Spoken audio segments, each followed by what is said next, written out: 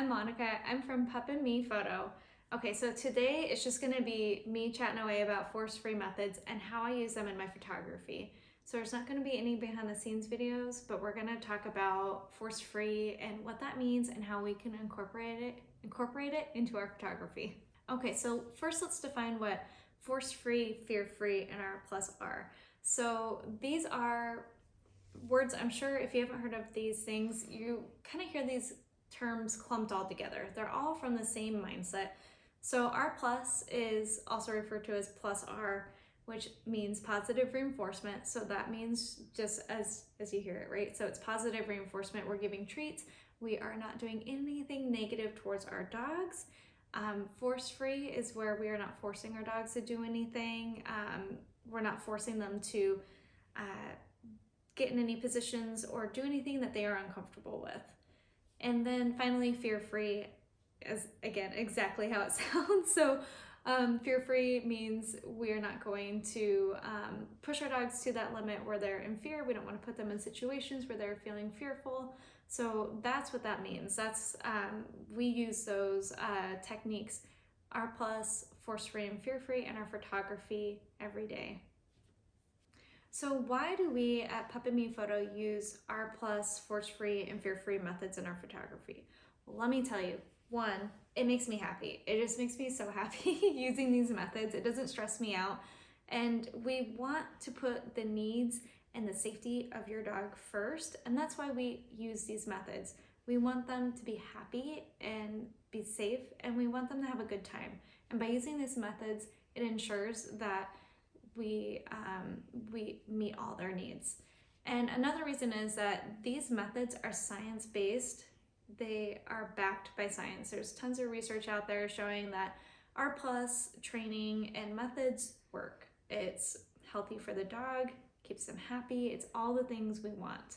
So in our photography, we believe in R plus so much that we have it written into our photo session agreement that only R plus, force-free and fear-free methods will be used. So that means like no prong collars are allowed, shot collars, nothing like that are allowed during our sessions, no leash corrections, nothing. We want your dog to have the best time, and we want to put the safety and needs of your dog first during our session. Okay, so now let's jump into how you can use force-free methods, fear-free, and R plus methods during your session with your cell phone with your dog. So first, let's talk about tools that we can use during the session. So these will be techniques and actual tools that we can use. So first one is try using a long line with your dog during the session. We like to use a 15-foot leash, and that gives our dog enough space to go check out and go sniff and then come right back to us and participate in the photo session again. So that's what we like to use. We also like to use sniffaris. If you haven't heard of a sniffari is, it's actually very adorable. So it's a sniff walk where you allow your dog to choose a direction that you go, and they just, obviously you want to keep them safe, you know, don't let them walk in the traffic or walk in the pokey plants, but you let them sniff and take as long as they need to sniff and stop and explore. And that helps calm them and acclimate them to their space. So every photo session that I do begins with a sniff walk. We want the dog to get comfortable, and we don't want to rush them into a new space and then be like, here, I'm gonna put a camera in your face. So we always start with sniff walks. That's our second tool. Okay, and our third tool is paying attention to body language. This is huge. Your dog gives you so many cues that you may be missing. And oh my gosh, I should grab that book. There is a book. Hold on. Let me just go grab it so I don't forget. This actually might be nice to have in the video. I'm back. Okay, I've got the book. This book. It is Doggy Language by Lily Chin. This book. You need this. You need this book. It has like pictures and descriptions of everything. It's amazing. So if you're new to body language, dog body language, or maybe, you know, you've lived with dogs your whole life like I have, and you need a refresher, this is it.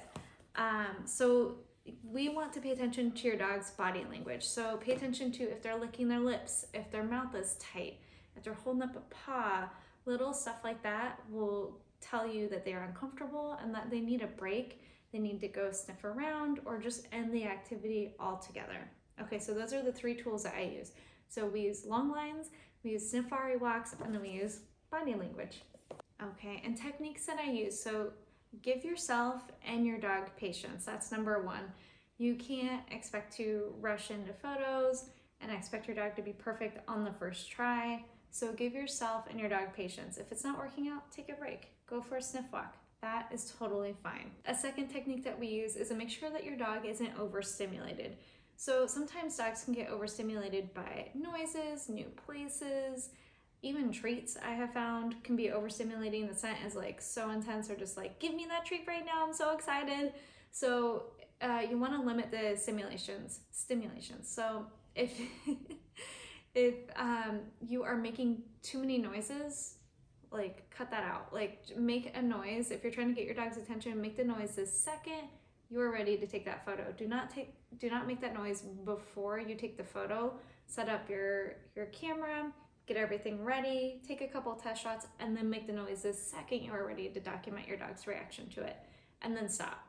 So that's what I mean. Don't overstimulate and give them time to just relax. My favorite technique that I like to do is actually not a technique at all. It's just letting your dog be. Let them be themselves. So I generally don't ask my dog to do a lot during photo sessions. I know in some of the videos you'll see me having her perch on a rock and that kind of stuff. That's totally fine. It's dependent on your dog, but I generally, during a professional photo shoot, I don't ask dogs to sit, lay down, stay, nothing like that. Just let them be. Let them have a good time and document that good time that they're having.